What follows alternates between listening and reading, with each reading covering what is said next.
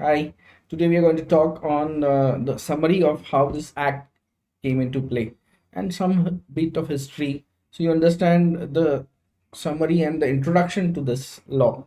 So, IT Act, my dear friends, was conceptualized because of we being part of this big unilateral agreement or treaty where a model e-commerce law was proposed. So we were under obligation of bringing in a law which is synonymous to unilateral e-commerce model law.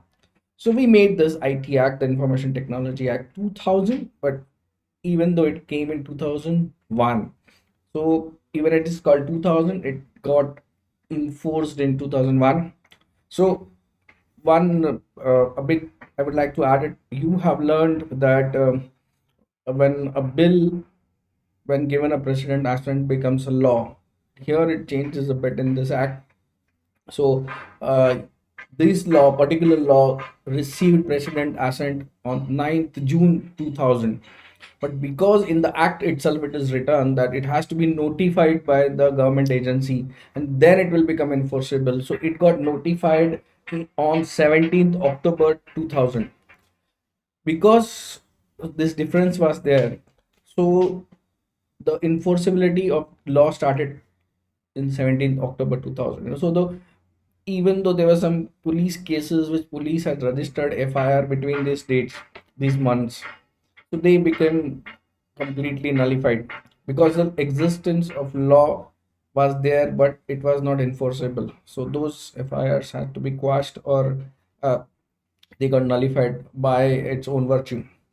So it is a very interesting law which has some 90 sections, and please remember that this law is not only made up of sections, rules are also important.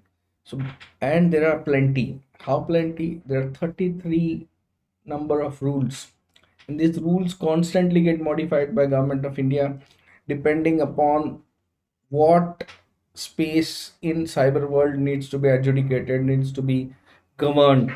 So for example, we have gaming rules, we have intermediary rules, we have social media intermediary rules, we have rules for uh, Aadhaar related transactions. We have rules for e-signs. These all form part of the broader IT Act. So IT Act not only compasses of the 90 sections, but you have to always read it with 90 sections plus 33 rules, along with notifications which normally which METI, that is the Ministry of Information Technology, comes out with.